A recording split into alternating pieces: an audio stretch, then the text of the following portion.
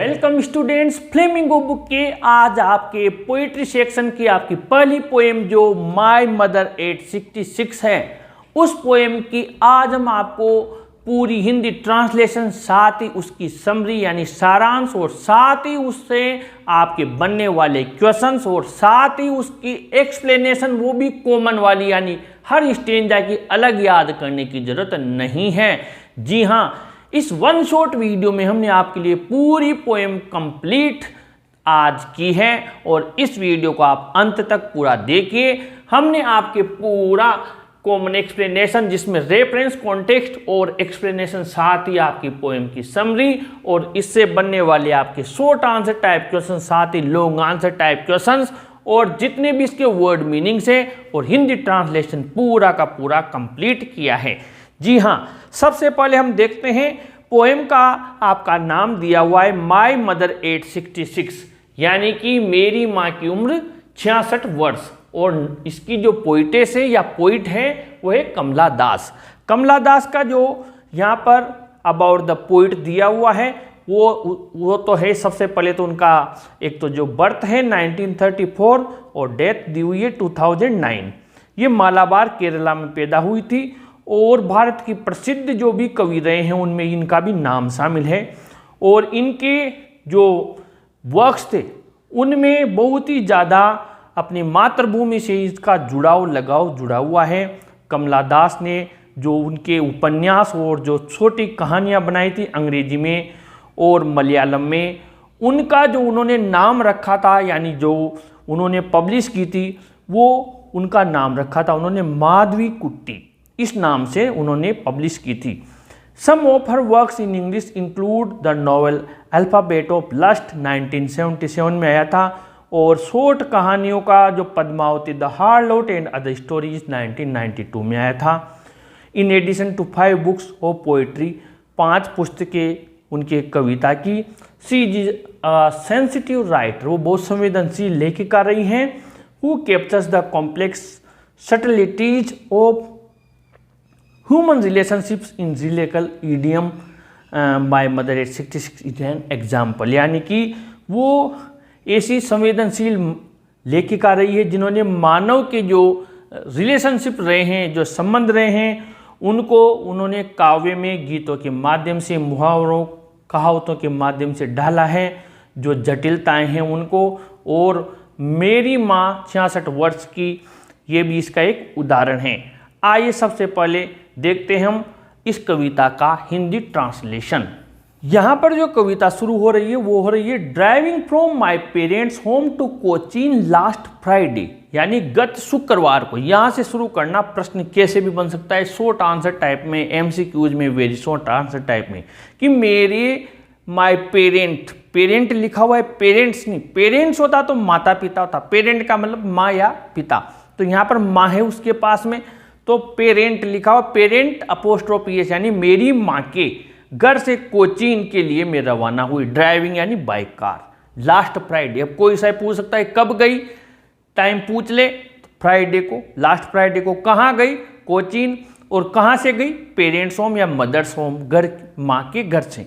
ठीक है, Friday morning, last Friday morning तक ध्यान रखा। आई सा माई मदर बिसाइड मी। अब आप ये देखिए कि माँ उसके बगल में, यानी जो पोइट है वो कार ड्राइव कर रही है और माँ कहाँ है, बगल में बैठी हुई है। ध्यान देना, ये चीज़ अज्यूम करें आप, माँ बगल में बैठी हुई है, मेरे बगल में। डोज यानी ऊँग रही है, स्लीपी फीलिंग हो रही है, नींद सी आ रही है। ध्यान रखना, ओपन माउथेड, मुंह खुला हुआ है, जैसे कोई व्यक्ति मर जाता है या मरणासन पे होता है, ऐसे मुंह खुला हुआ है। हर फेस, उसका चेहरा, एशन एलोइस, पीला पड़ा हुआ है। Like dead of a corpse यानी डेड बॉडी, जैसे कोई मृत शव पड़ा होता है, मृत शरीर डेड बॉडी होता है, ऐसे उसका चेहरा पीला पड़ा हुआ है, जैसे आदमी मरने के बाद में उसकी बॉडी में रक्त, ये कहते हैं कि ब्लड, पानी हो जाता है, यानी कि लालिमा समाप्त हो जाती है शरीर की, और वो पीला हो जाता है मरा हुआ व्यक्ति। ऐसे उसका चेहरा ऐसा नजर आ रहा है, पीला पड़ा हुआ है। कोप्स का ध्यान रखना, डेड बॉडी। एंड रियलाइज्ड, और महसूस किया, विद पेन, दर्द से, क्या, डेट की she was as old as she looked, कि वो अब उतनी बूढ़ी हो गई थी जितना कि वो नजर आ रही थी। यानी कई लोगों में क्या होता है कि एज उनके चेहरे पर दिखती नहीं है, यानी एज ज़्यादा होती है लेकिन वो यंग नजर आते हैं। लेकिन यहाँ क्या मैटर है, यहाँ क्या मामला है कि कवित्री को, पोइटेस को आज ये महसूस हुआ, रियलाइज विद पेन, दर्द के साथ, कि उसकी माँ अब उतनी बूढ़ी हो गई थी जितनी वो नजर आ रही थी। बट सून, लेकिन जल्द ही, पुट दैट थॉट अवे, वो जो बुरी बातें, खराब बातें, दुख करने वाली बातें माइंड में आ रही थी, उन थॉट्स को, उन विचारों को पुट अवे, दूर कर दिया। एंड लुक्ड आउट, और बाहर देखा। एट यंग ट्रीज, और उन युवा पेड़ों को देखा। स्प्रिंटिंग, जो तेज गति से दौड़ रहे थे, रनिंग फास्ट, तेज दौड़ रहे थे। द मेरी चिल्ड्रन, और वो हैप्पी, मेरी यानी हैप्पी, प्रसन्न बच्चे, स्पेलिंग, वो भी भाग रहे थे। Out of their Holmes, coming, spelling यानी कमिंग, बाहर आ रहे थे उनके घरों से, भाग कर बाहर आ रहे थे घरों से।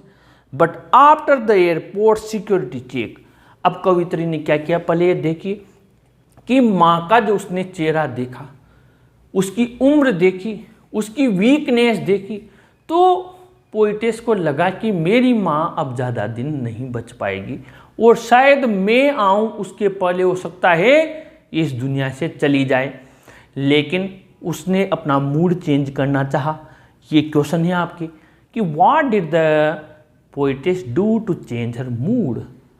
द पोइटेस लुक्ड आउट, कहाँ देखा, ओफर, looked out at the young trees and merry children, प्रसन्न बच्चों को देखा जो coming out of their homes, जो घरों से बाहर आ रहे थे, उन्हें देखा। उसने खिड़की से बाहर देखा, कार की खिड़की से, ये ध्यान रखना। और उस विचार को एक साइड किया। फिर but after the airport security check, अब वो कहाँ चले गए, एयरपोर्ट पर। अब वहाँ के सिक्योरिटी चेकिंग होती है, आप एयरप्लेन में जाते हैं, एरोप्लेन में, उसके पहले आपको चेक किया जाता है। तो उसके बाद में standing a few yards away, वो मुझसे कुछ यार्ड्स यानी कुछ गज दूरी पर खड़ी हुई थी। वो अंदर आ गई, ये पिकअप देखी, और वो दूर खड़ी हुई थी। I looked again at her wan pale, मैंने उसे देखा, वेन यानी कलरलेस, फीका, रंगहीन, पेल यानी पीला। उसका जो मैंने चेहरा देखा कैसा था, रंगहीन, पीला। As a late winter's moon, जाती हुई सर्दी के चंद्रमा के समान। अब यहाँ पर आपको ध्यान देना होगा, मैं एक चीज़ समझाना चाहता हूँ। यहाँ पर थोड़ी लिटरेचर की बात करनी होगी हमें। एक बार तो आप देखिए, ये यहाँ तक, यहाँ लिख देता हूँ, ये यहाँ तक बंद हो गया, आपके समरी यहाँ पर लिख देता हूँ। उसकी माँ का जो चेहरा है, हर मदर्स फेस, यहाँ पर ध्यान देना, हर मदर्स फेस, उसकी माँ का चेहरा की 2 बार तुलना की है। एक बार तो तुलना की है यहाँ पर लाइक डेट ऑफ अ कोप से। ये आप देखिए, आपके 1 2 3 4 5 6 7 लाइन में, 6 और 7 लाइन में देखिए कि एक बार तो तुलना की है हर मदर्स फेस, लाइक काम में लिया है। यहाँ पर आप ध्यान दीजिए क्या काम में लिया है, लाइक, यहाँ पर like that of a corpse यानी शव के समान। और एक बार कहा है, जो भी हमने पढ़ा, as a late winter's moon, as a late winter's moon, ये 2 चीज़ कहाँ मिली। उसकी माँ के चेहरा एक बार तो किससे कहाँ मिला, कोप्स, CORPS, ये यहाँ पर लिया, CORPS, यानी कि इसका मतलब हो गया डेड बॉडी, डेड बॉडी, मृत शरीर के समान। और एक बार यहाँ पर उसका माँ का चेहरा, ये बहुत जरूरी है, लिटरेचर में आपसे पूछा जा सकता है। As a late winter's moon, late winter's, जाती हुई सर्दी के चंद्रमा के समान, ये जाती हुई सर्दी के चंद्रमा के समान।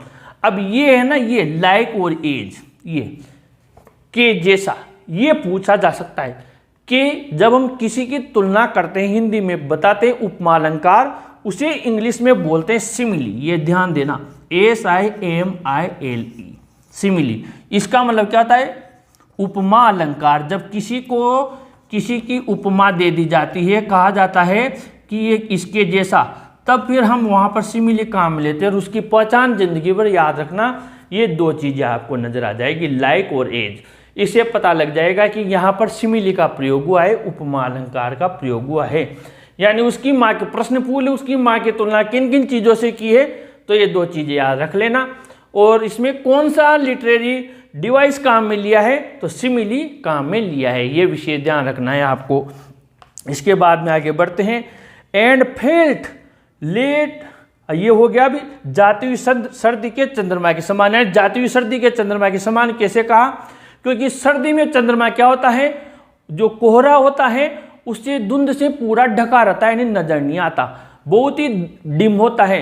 वैसे इसकी माँ का चेहरा नजर आ रहा है। And felt that old familiar ache, और वही फेल्ट यानी रियलाइज महसूस किया, जाना पहचाना, फेमिलियर यानी नोन, एक यानी पेन दर्द, क्या माई चाइल्डहुड फियर मेरे बचपन का भय।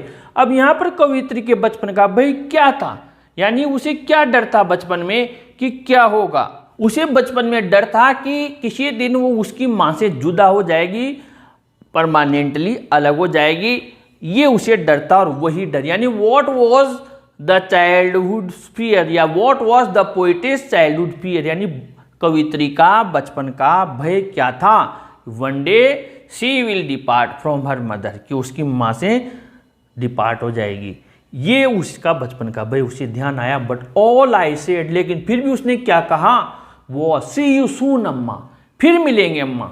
अब ऐसा क्यों कहा, जब उसे पता है कि नहीं मिल पाएंगे, बहुत ही कम चांसेज हैं कि मैं वापस जब लौट कर आऊँगी एब्रोड से, विदेश से, फॉरेन से, तो मेरी माँ मुझे मुश्किल से ही मिले। लेकिन उसकी माँ को, ये भी सारी चीज़ें मैंने इसमें लिख दी हैं, सब चीज़ें लिख दी हैं। उसकी माँ के वीक मोरल को, जो उसकी माँ का हौसला डाउन हो रहा था, कॉन्फिडेंस वीक हो रहा था, उसको बूस्ट करने के लिए उसने ऐसा कहा। ऑल आई डिड, और उसने फिर क्या किया, वो smile and smile and smile, मुस्कुराई मुस्कुराई और मुस्कुराई, यानी कि उसके जो जज्बात हैं, जो मन की जो भावनाएं हैं, जो फीलिंग्स हैं, जो इमोशंस हैं, उनको हाइड कर रही है उसकी माँ से, छिपा रही है कि इसको महसूस ना होना चाहिए कि मुझे ये डर है। इसीलिए उसने सी यू सून अम्मा का, ये भी क्वेश्चन है कि उसने सी यू सून अम्मा क्यों कहा, या फिर जब वो जा रही थी तो वो स्माइल क्यों किया उसने, जब इतना दुख था, इतना डर था। ऐसे डर में कोई इंसान, ऐसे दुख में कोई हंसता है क्या जब किसी से अलग हो रहा हो, लेकिन मुस्कुराई। इसका कारण था उसकी माँ को वो ये चीज़ महसूस नहीं होने देना चाहती थी कि क्या पता वापस मिलेंगे या नहीं मिलेंगे। अब ये आपके थिंक इट आउट में तो 5 क्वेश्चन दिए हुए हैं। ये 5 क्वेश्चन के आंसर तो लगभग इसमें ले लिए हैं, फिर भी मैंने आप लोगों के इसके लिए जो कॉमन एक्सप्लेनेशन है और समरी ऑफ द पोएम है यहाँ पर पूरी लिख दी है। आप चाहें तो इसका मैं कुछ सेकंड्स में, कुछ मिनट्स में हिंदी ट्रांसलेशन भी बता देता हूँ, क्योंकि बहुत से बच्चों को इनका बाद में याद नहीं हो पाती हैं, भूल जाते हैं। आइए देख लेते हैं, ये मैंने पढ़ा दिया, समझ लीजिए, 2 मिनट लगेंगे। कॉमन एक्सप्लेनेशन और summary of the poem.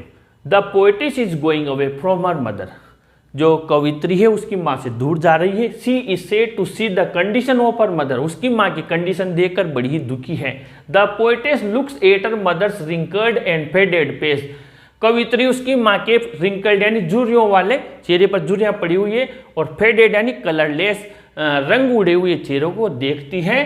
Her mother has become very weak, उसकी माँ बहुत कमजोर हो चुकी है, due to the old age, बूढ़ी हो चुकी है वृद्धावस्था के कारण। The poetess remembers her childhood fear, कवित्री को उसकी बचपन का भय याद आता है। That one day she will depart from her mother, लिख दी मैंने ये बात कि एक दिन उसकी माँ से जुदा हो जाएगी, डिपार्ट हो जाना, अलग हो जाना।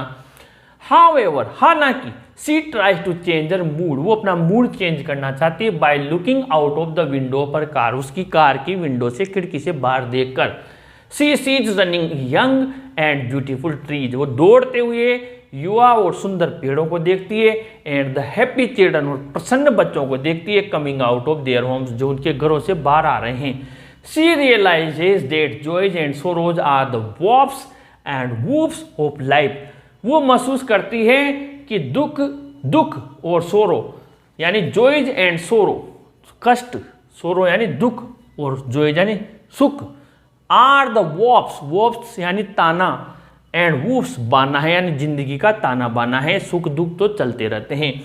After the security check, security check के बाद एट द एयरपोर्ट पर the poetess looks at her mother's withered face again, उसकी माँ के विदर्ड यानी मुरझाए चेहरे को फिर देखती है, which appears like the pale winter's moon, आ गया ना ये बात लाइक वाली, जादुई सर्दी के चंद्रमा के समान नजर आता है।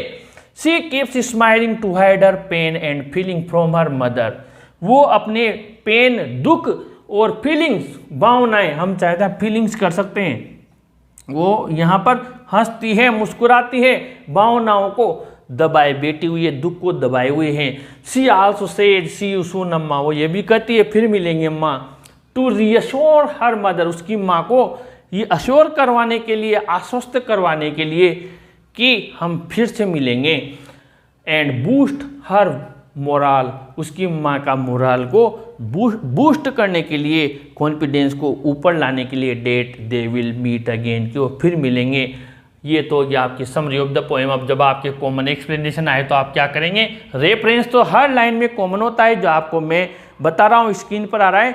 The lines have been taken from the poem, poem का नाम my mother at 66, composed by the poet, और पोइट का नाम कमला दास। ये तो हो गया रेफरेंस। तो कॉन्टेक्स्ट में आप क्या करेंगे, ये यहाँ से लेकर और यहाँ तक ये लाइन कॉन्टेक्स्ट में लिख देना। इसके बाद में आपको क्या करना है, यहाँ से द पोएटेस से लास्ट तक एक्सप्लेनेशन लिख देनी है। इसमें आपका कॉमन एक्सप्लेनेशन, हालांकि मैंने हर स्टेंजा वाइज अपना जो दूसरा चैनल है इंग्लिश गुरु महेश शर्मा, वहाँ पर हर स्टेंजा वाइज भी इसके मैंने एक्सप्लेनेशन बनाई हुई है, लेकिन यहाँ पर मैंने आप लोगों के लिए common explanation plus summary of the poem बनाई है। और इसके जो क्वेश्चन आंसर्स हैं, वो क्वेश्चन आंसर्स भी आप लोगों को जो क्वेश्चन है इसके बीच में पूरे मिल जाएंगे, जो आपके 5 क्वेश्चंस हैं। फिर भी आपको किसी भी प्रकार का कोई भी डाउट हो तो आप प्लीज़ कमेंट बॉक्स में आपकी जो भी डाउट्स हैं, जो भी क्वेरीज है, वहाँ पर लिखिए। फिलहाल ये आपकी ट्रांसलेशन हुई। अगर मान लीजिए इसकी समरी से रिलेटेड कोई क्वेश्चन आता है तो ये हो जाएगा। बाकी और सारी चीज़ें आपको अपनी जो चैनल है, इसके अलावा इंग्लिश गुरु महेश शर्मा, वहाँ पर अवेलेबल है, और यहाँ पर भी पूरी चीज़ें धीरे धीरे अवेलेबल करवा दी जाएगी। अभी हमारी शुरुआत है। यहाँ पर इस पोएम का आपको मैंने translation plus summary plus common explanation और साथ ही इसके जितने भी क्वेश्चंस हैं उन सब के आंसर्स भी आपको इसी में मिलेंगे, जो कि हम आपको समय अनुसार बताएंगे कि कहाँ से कौन सा क्वेश्चन आपके लिए आने जा रहा है, उसका आंसर भी यहीं पर है। जैसे कि मैं उदाहरण के तौर पर आपको बता देता हूँ 1-2 चीज़ें। जैसे यहाँ पर देखिए कि कवियत्री कहाँ जा रही है और उसकी माँ से दूर जा रही है, वो दुखी है। दुखी क्यों है? क्योंकि उसकी माँ के चेहरे को देखते हैं। पूरे क्वेश्चन के आंसर्स इस तरीके से बनाए हुए हैं कि ये जो एक्सप्लेनेशन है कि यहीं से आपके पूरे क्वेश्चन के आंसर्स बन जाएंगे। इस वीडियो को जरूर लाइक शेयर कीजिए और अपने चैनल को भी जरूर सब्सक्राइब कीजिए स्टूडेंट्स। Thank you.